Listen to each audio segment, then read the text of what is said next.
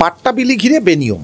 রাতভর মালদহের হরিশ্চন্দ্রপুর ২ নম্বর ব্লক ভূমি সংস্কার আধিকারিকের দপ্তর ঘেরাও করে রাখল হরিশ্চন্দ্রপুর ২ নম্বর ব্লক শাসক দলের পঞ্চায়েত সমিতির কর্মাধ্যক্ষ এবং সদস্যরা। ঘটনাস্থলে হরিশ্চন্দ্রপুর থানার আইসির নেতৃত্বে বিশাল পুলিশ বাহিনী। ছুটে গেলেন বিডিও। নিয়ম মেনে পাট্টা দেওয়া হচ্ছে, ষড়যন্ত্র করে ফাঁসানো হচ্ছে দাবি ভূমি সংস্কার আধিকারিকের।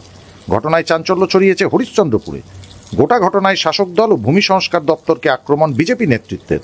সঠিক কাজ থেকে সাধারণ মানুষ বঞ্চিত হচ্ছে।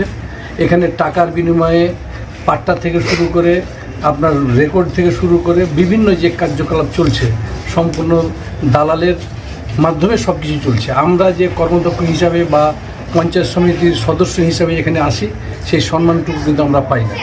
আমরা অনেক দিন থেকে আমরা কিন্তু একটা যারা এলাকা বেসিসে আমরা যে এই যে গঙ্গা ভাঙনে বা বিভিন্ন জায়গাতে যে গরিব মানুষগুলো আছে তাদের একটা আমরা লিস্ট করেছিলাম পাট্টা দেওয়ার জন্য, যারা যেন পাট্টা দিয়ে তারা যেন বসবাস করতে পারে।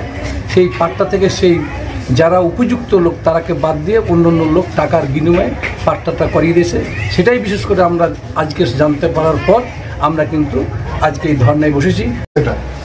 একজন জনপ্রতিনিধি সভাপতি থেকে শুরু করে পঞ্চায়েত সমিতির কর্মদক্ষ সভাপতি বা কেউ আসলে ন্যূনতম বসার যে সৌজন্যতা দাঁড় করিয়ে রেখে কথা বলেন, নিজেকে ভগবানের সাথে তুলনা করেন এবং সরকারি বিভিন্ন জায়গা মাঠের জায়গা টাকার বিনিময়ে পাবলিকের নামে রেকর্ড করে দেওয়া, একজনের জমি আরেকজনের নামে রেকর্ড করে দেওয়া, বা একজনের মানুষের যখন রেকর্ড করছে ইচ্ছাকৃতভাবে বারবার ভুল করছে যাতে ভুলটা ঠিক করতে গেলে আবার দালাল মারফত 1000 টাকা করে প্রত্যেকটা কেসে যেন আসে।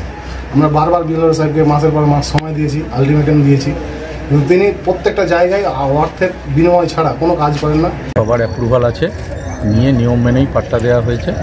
সব ফেক অভিযোগ করা হচ্ছে, আমাকে হ্যারাস করা হচ্ছে, এইটুকুই বলবো, এর বেশি কিছু বলবো না।